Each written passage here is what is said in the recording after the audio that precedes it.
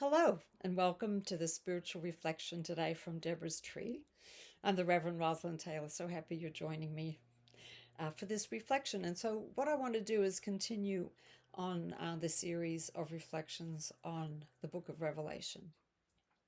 So, now in chapter 5, the phrase that stood out to me is, "Worthy is the Lamb that was slain." Now, I'm going to be honest with you, I'm kind of repulsed by that last bit, the lamb that was slain.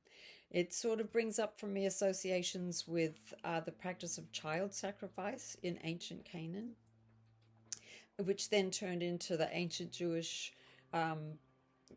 process of animal sacrifice. And also it brings up the cruelty in Jesus's execution by crucifixion. I don't like the bit about that was slain, but the whole phrase is "worthy is the lamb that was slain." It's about celebrating and praising the lamb. And so I'll give you a bit of context in case you're not familiar with chapter 5. John on the island of Patmos is seeing a vision of the Divine One sitting on the throne and holding a sealed scroll, which no one can open and read. And John's very upset that this deep knowledge and truth is not going to be revealed to people. But then he's comforted by an angel telling him that the Lion of Judah will open the scroll. So as we're reading it, we're expecting the lion to appear, maybe the militant and powerful side of the Divine One that fights for us in our spiritual struggles. And maybe there's going to be some kind of forcible opening of the scrolls.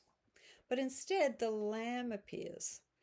That's maybe telling us more about the gentle and loving core of who the divine is. And it's that gentleness and lovingness that's going to open up the secrets of the scroll for us.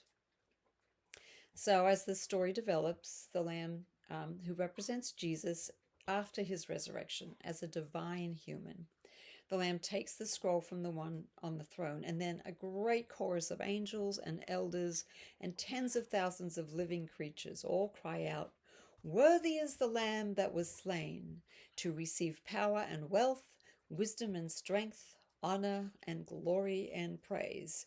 And I interpret that to mean the lamb is worthy to receive these things, whoever the lamb is. And yes, so according to Swedenborg, this act of acknowledging the worthiness of the lamb is more than just a simple celebration and a praise that the lamb is worthy, but really it symbolizes a deep, heartfelt acknowledgement that it is in divine humanity that all power, all knowing, all good, all truth are found.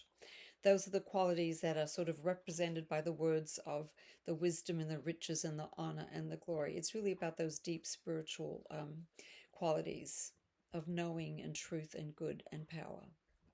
So saying worthy here means recognizing that all of these qualities belong to the Divine One because of the way that Jesus transcended the limitations of his created humanity.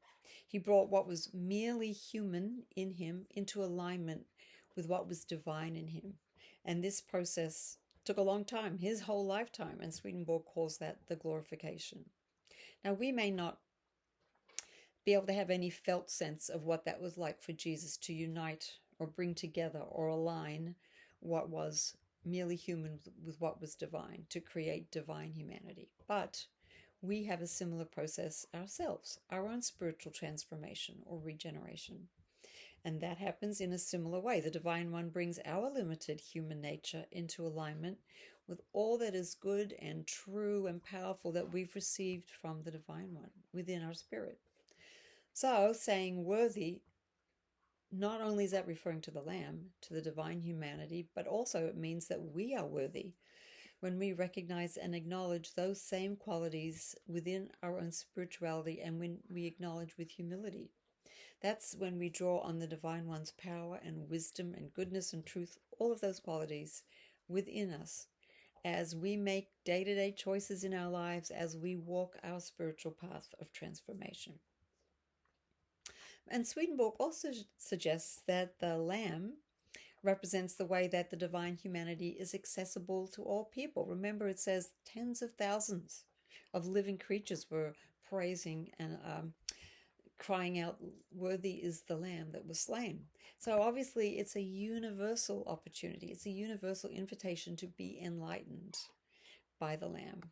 And so in our own lives, through relationship with the Lamb, each one of us knows and understands the Lamb in our own ways. But as we approach the Lamb, the sealed scroll can be opened up in each of us. That's when we can see the deeper truths within our sacred texts about how to live our lives and what our spiritual path and our spiritual regeneration might look like. So, despite any discomfort about the slaying of the Lamb and what that implies, worthy is the Lamb that was slain expresses the message that the glorious divine human, the resurrected Jesus Christ, is alone worthy to unpack the depths of spiritual truth, to lead us, those of us that are willing to follow, and is worthy to be worshipped. So my prayer for you today is that you may find the gentle and loving Lamb in your life that can help you to understand the spiritual truths that you're seeking. And I pray that you may find that gentle and loving Lamb that you are willing to follow and to worship.